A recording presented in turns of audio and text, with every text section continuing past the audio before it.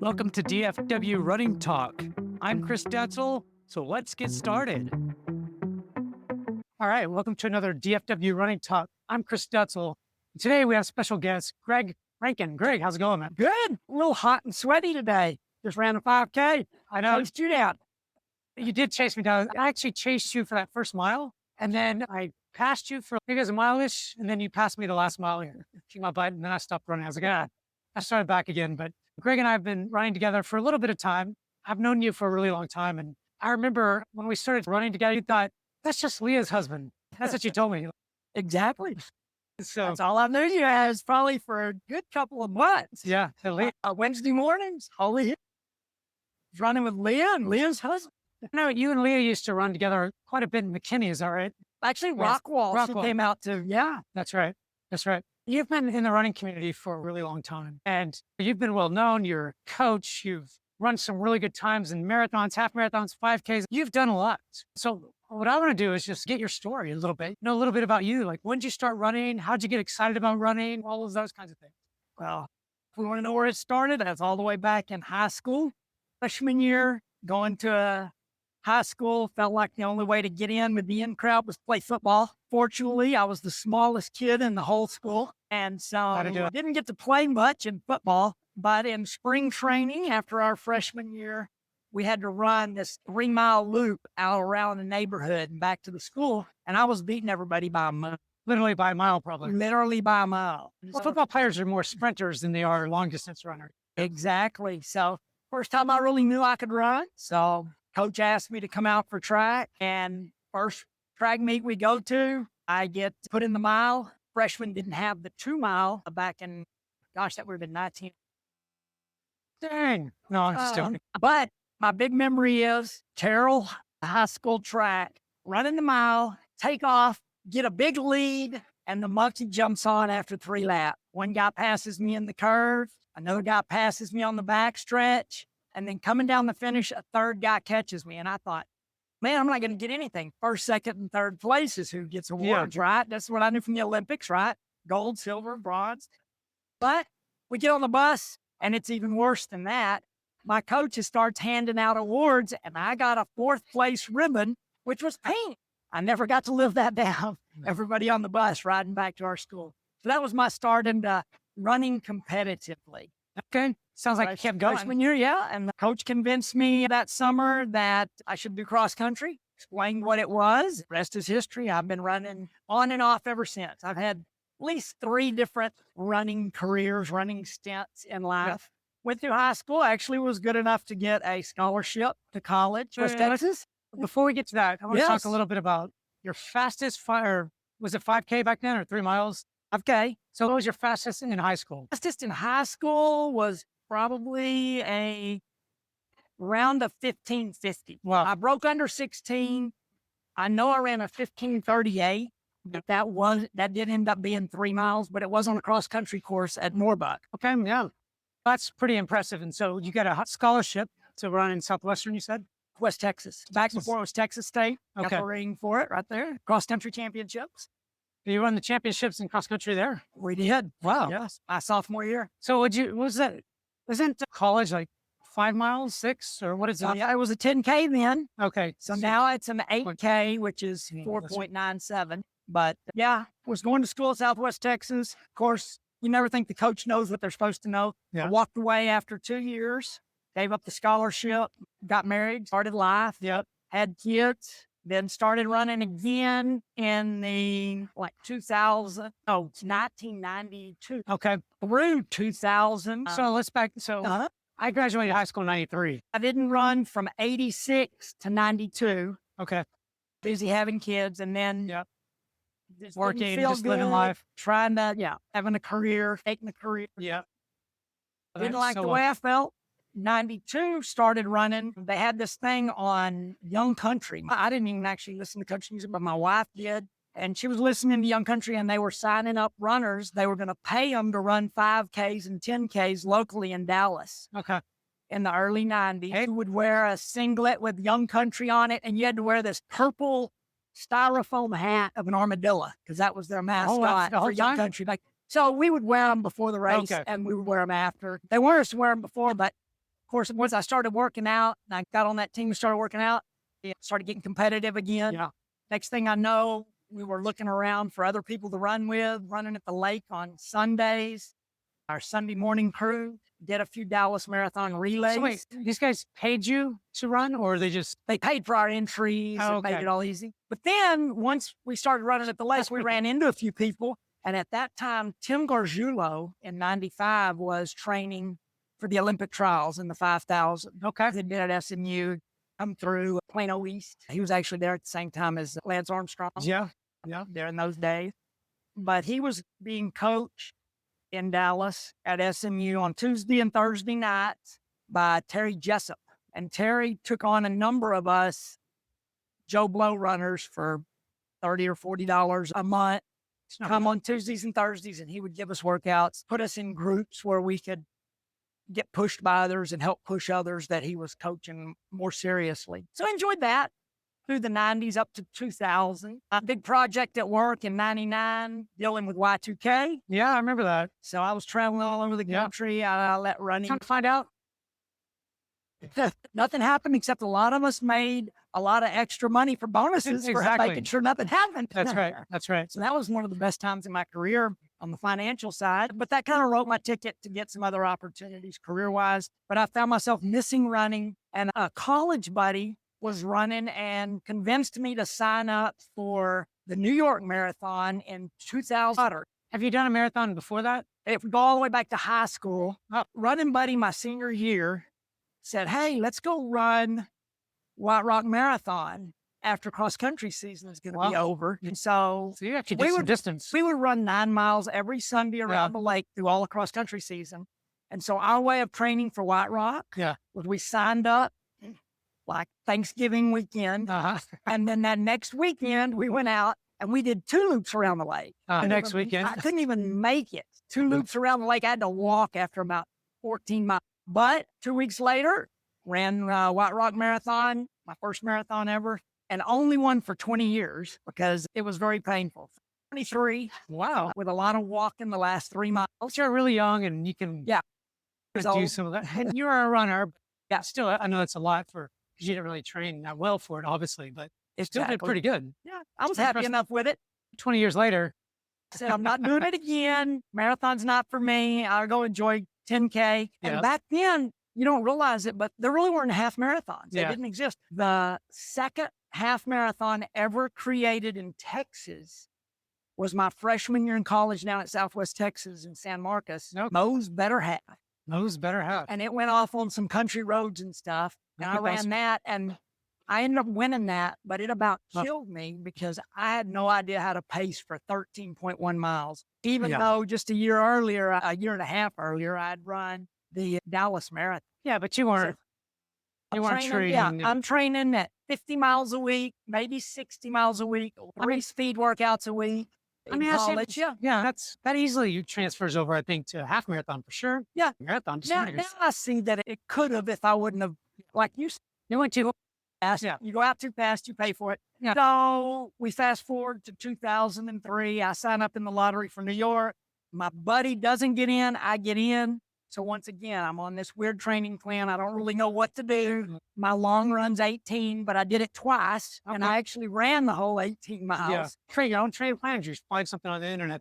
Back then, it was the magazine, Runner's World, and The Runner. And The Runner had some stuff in the back. There was no internet or anything still really that I was looking at for running. I think I actually did buy during that training cycle, my first GPS watch, because it was after 2000, and I did buy my first GPS watch, which was a Garmin, but it wrapped all the way around your wrist. It had the buttons down here at an angle. Yeah. It was much different then, but so much better today, aren't they? Yeah. Back then, you'd go drive your car to create a route. Yeah. Then you'd come back and you'd run it all the time because you wanted to know how far you ran, right? Mounted it all in a paper log back in the early 2000s. So New York was a miserable experience. Some people would die to have that. That's not you. Sometimes it goes bad.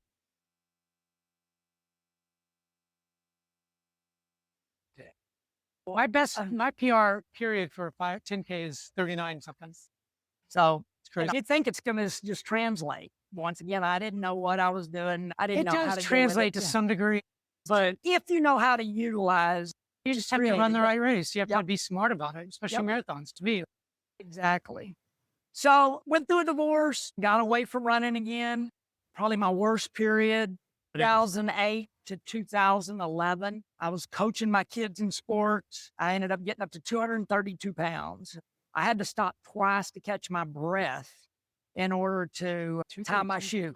Yeah. Well, you're about as tall as I am. Yeah. So we're not that tall. No, Getting up to 232, you're a big boy. could have actually, I had somebody ask me if I wanted a gig playing Santa Claus. Not so long ago, you had this really big bushy beard. Yep. Just getting back there. And I thought, when I first saw you, I was like, is that Santa Claus? No, that's not big enough. Oh, that's Greg. There you go. But then you shaved not so long ago, and I was like, dang, that dude looks different. Anyways, So then my last running stretch comes to be 2011. I basically spent all year just walking and running. And then by May, I finally broke under 200 pounds. And so you're just doing a lot of walking. I was walking and running. And I was at my uncle. I like how you went back to it, though. Yeah. You knew that you could do it. You did all this stuff in the past. You must have been a little depressed or whatever. Divorce kicked your butt. It does. I've been through a couple. So. Me too. First one was tough. So it's good that you got back to it. That's after my second divorce. My brother, and I've said this before on another podcast, but he goes, dude, you need to like exercise or start running or doing something because, you're not going to be able to handle the stress if you don't do something. I was 30 pounds plus overweight. Running helped me as well. And that's why I started again, for sure. And so this time I was reading Runner's World. I was looking online at a lot of stuff. Yeah. And I actually found a plan, and I ran into some high school guys that they went to South Carolina. I went to Lakeview. So we were rivals. But one I might actually run with in the mornings in the summer and tried to talk him into going to Southwest Texas because he was a year behind me. Yeah. So he was training for Dallas in 2011 for December 2011. I wasn't ready for that. By the time that came around, I went to the expo, got all excited, talking to people. By then I'm running 30, 35 miles a week. I think I've really got it figured out. I'm getting it done, right? This guy's talking to me about running a marathon. And one of the things you don't want to do is you don't want to overtrain. It'll get you. You'll burn out. You won't get to the end. So you're like, maybe I have to work And around 15 miles a week. So it just so happened when I was leaving, there was a booth for Cowtown. Yeah. And it was 13 weeks from Dallas weekend to Cowtown. I said, that sounds about right. I can do this in 13 weeks. Yep. Went home, pieced together a couple of different workout plans. Did you find any like groups in 2011, 10 or whatever to run with? Or was it just you? 2011 and 12, it was me and a couple of guys from, like I said, Level High School that was in the neighborhood. So they introduced me to the Rockwall running group because one of the guys worked for Metro PCS and they sponsored the White Rock Marathon back then. Okay, yeah. And so there was a connection, and there was a race on Memorial Day in Rockwall, Patriots Day run. So got connected with that group of people and Coach Barrett. And that's when it wasn't until 2014 though. Then I met Leah. We were all going to Boston together at that point. Yep. Just because he had connections all through the running community. And from there, just got to running with more and more people. Ran with DRC for one short season. I just couldn't do the evenings. It was too hard. Yeah, it's tough. And so it didn't really stick. So I spent 2012 or that training, 13 weeks leading up to Cowtown was me, Danny Walsh, and Louis Reynoso with some sprinkled in track workouts out in Rockwall, just with random whoever was there. Yeah. On Tuesdays and Thursday mornings. Of course, going to Rockwall, you never have a shortage of hills to run. Yeah, that's right. So I got a lot of hill workouts in, and they were telling me, okay, you got to qualify for Boston on this marathon. When you go to Cowtown, don't go out too fast. You can get a 3:10 easy. Yeah. You're already over 40. You'll be fine. But in my mind, I was like, I'd already been looking at all the pace charts, writing it all down. I want to run 3 hours. Oh my If I gosh. run 3 hours and 45 seconds, I'm okay. But I want to put myself in position to try to break 3 hours when I get to 22, 23 miles. It's quite the goal. I like it. And so they were like, okay, if that's what you want to do, but I think you're making a mistake. I went out that day, ended up running a 357, a 257, Oh, I was about to say 257. Dude, that's awesome. And qualified for Boston. So signed up. Although Louis had already qualified for Boston at Dallas when I was first started running with him. And Danny ended up qualifying later that summer, but then he got injured. So me and Louis, and we met up with another guy named Ernie, who their parents knew or something, who qualified. So it ended up being me, Louis, and Ernie, who went to Boston in 2013. Okay. Of course, we all know that's the bombing year. Yeah. That was our first Boston. We had just left the area where you picked up your bags back in the day on the old school buses, gone to the commons, gone underground when you could still park under there. And that's when the bombs went off. So we didn't even know what happened. When we drive up and out, people were running and scattering everywhere. Mad chaos. It took us over an hour to get a hold of anybody on the phone because it was just gridlock on the cell systems. They just kept us going in circles around the park because they didn't know if more bombs were going to go off. Very surreal, but that kind of cemented it for me. Were you scared to death? 2013. I wasn't going to be scared off by them. Yeah. I was going back. Yeah. And I was the only one of the three of us that went back. And I went for 10 years. I didn't finish all 10 years, so I don't have a 10-year streak. Because in 2018, I had sciatica and I just couldn't finish it. I started. By the way, that's when Leah started, was 2004. And she's been streaking it ever since. Yep. Carrie started in 2013 with me, but I didn't know her. But a whole bunch of that group in Rockwall started in 2014. Ian and Carrie are probably the only two left out of all of that group that are still streaking it. Still streaking it. And to back up, once I got that marathon bug, once I did good at Cowtown, I got fully off into it, created my own plans. You became really smart about it. The fall of 2012, I actually had gotten into New York based on that Cowtown time. Yep. Their signups had already ended, but I sent in a thing and they let me in. But that was the year of Sandy. So we get there, didn't get to run it. And my wife was with me at Boston. She was my girlfriend at the time, Veda. Yeah. And then she went to New York. So after that, she said, I'm not going to any more marathons with you. So we did when we got to New York, and then they canceled it while we're in the park. At Central Park, the police driving around in their cars with their megaphones. The marathon has been canceled. So we get online and found a race in Pennsylvania. Okay. That's good. Went and ran that race. Brought my time down a little bit faster. Then in 13 and so you went faster than 257? Yeah, I went 257, then 255. Wow. And then in Boston, my first one was a 254 in 13. And then just started this cycle of running marathons every spring and every fall, slowly bringing my time. I say slowly. Fall of 2014, still my fastest time, which is in Chicago. 6. Yeah, but he still give me a hard time because I ran a 246.01. Running those times back then was really amazing. Do you think that today you're starting to see a lot of both men and women just hit under 3, especially in the Dallas-Fort Worth area? I mean, there's a lot. I don't remember that many people in 2014, 15. If you hit under 3, you're like, oh my God, look how fast that guys are. There was a small group that was going under 3. Yeah. What's amazing I feel like it's like now with all of people. these groups, it's not that group that's running under 3. It's that 50 people that are running under 250. And it's not just men, it's men and women. Both. And it all got some under 240. So for sure. And Jose was like a 232 when I started running with him. Yeah.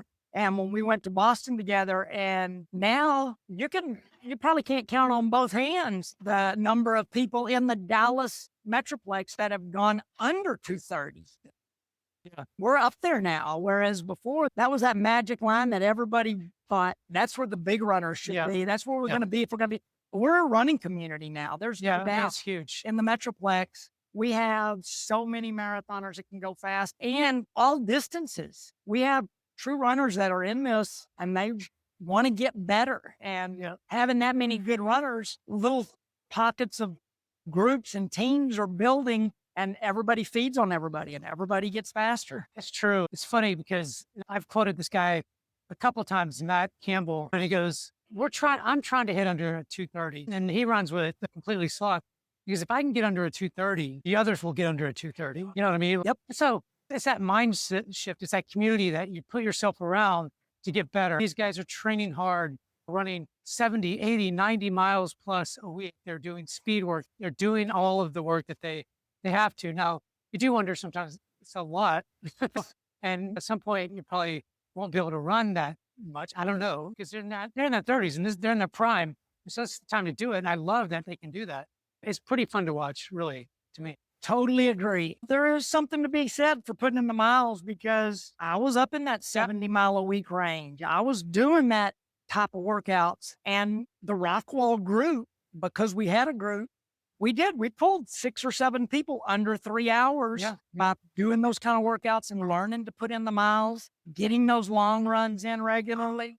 But it's a big thing in the Dallas area. I'm proud to be a part of the community and glad that there are so many people here that enjoy running as their not only just hobby, but as a mainstay part of their life, what they build their vacations around and everything else. Yeah, and you're not just a runner. And so I would love to hear about, because now you're helping other runners. So you're coaching, you've been coaching for a long time. How did you get into that and what kind of drives you to do that?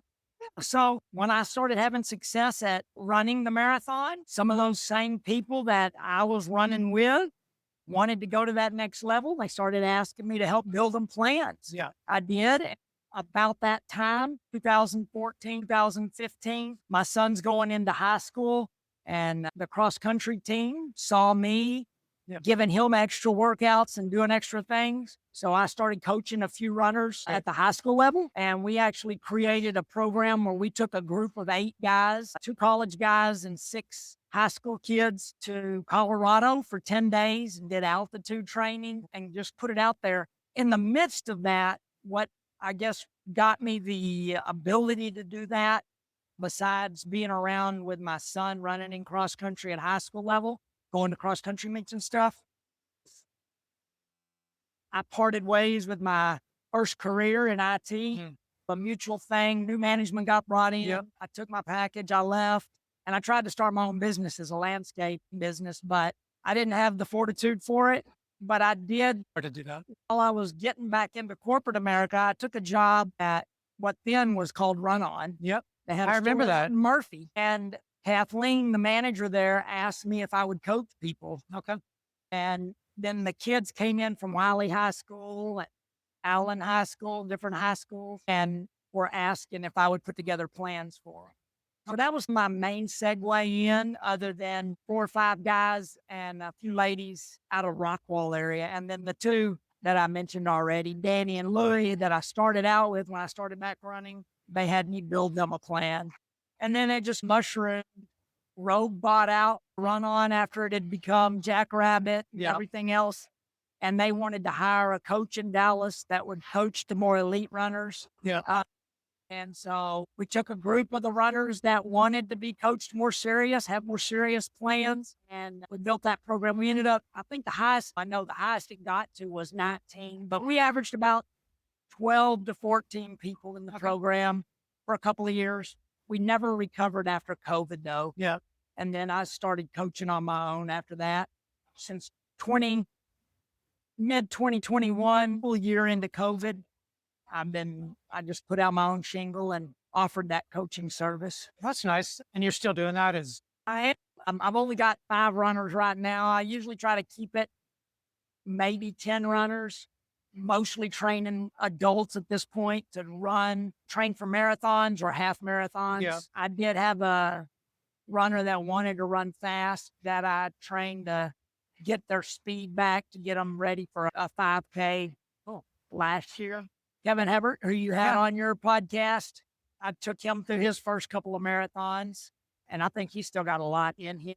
that guy. And we've got him talented. working on a little bit of speed right now as well. So I'm branching out into that, and I'm trying to coach myself to step back to that speed instead of just all the miles. Been nice actually this summer to run 35 and 40 mile weeks. Fun for me. Like I said, I've been probably for the last few years, I'd run anywhere from 20 to 35 miles a week, but more consistently around the mid 20s. But over this last year, probably since November, maybe I've just hit 35 to 40 miles every week just to build I've done it before, but I haven't done it in a long time. And so that's what I'm doing is building my base, I think. So I have a good half marathon. My goal is a half marathon here in September. I'm going to do a Revel race downhill. And I think that's relative, right? Like you're saying, oh, 35 or 40. I'm like, for me, it's pretty good. You know what I mean? Nope, I get it. And you're right. It is all relative. And I've been running with White Rock Running Co-op more. Yep. It's the last year. And just the whole variety of runners. Yeah. And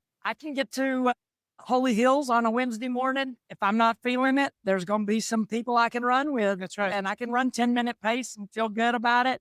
Go. And if I get there and I'm feeling good, I can go out with people that are running under 9 minutes, running down at 8-minute pace for the hill. So either way, it turns out to be a good opportunity to run with other people and mix up that distance that we do run. I do tell myself, okay, it's time to change gears again because I am signed up for New York this fall. So 13 weeks out. That's that magic number of weeks for me. So I'm going to try to get my mileage back up just in the 50s for the next couple of weeks, but be in the 60s after that for about 8 weeks. It's the way my plan works. So I think that's smart. I think that's, at least you're not doing 60 miles every single week and thinking you have to stick with that. Yep. Injury is real. So do you still have PRs in you think? I'm not even looking at PRs. Starting next year, when I turn 60, I do want to break 3 hours in the marathon again. Okay. I actually want to break it in every age group since my 40s. So 40 to 45, I did it. 45 to 49, I did it. 50 to 54, I did it. I just turned 59 and I still have not done it since COVID came. So I will be going for it at New York. Well, not a good course to try to break 3 hours in. No. I've run a couple of those in the last 2 years. Okay. Close. So I've got right on the edge. They were downhill courses when I ran the 302. Okay. But love downhill. I also signed up for Louisiana in January. Okay. So if I go into New York and I don't quite get what I want, I'm going to continue my marathon cycle into January. Are you still doing it if I get under 3, I will, because I'm also trying to do a marathon in every state. And so that'll be state number 21 in Louisiana. And I'm already signed up, so I'm locked in on that. So how does it work with like family? Do you ever have family that goes with you? Or I know your son's been so my son ran in high school and college. He was actually a cross-country nationals qualifier, twice in cross-country, twice in wrestling. So he's definitely on the athletic side. He still runs now. He did his first marathon with me, circle back a year to Eugene 2024. Yeah.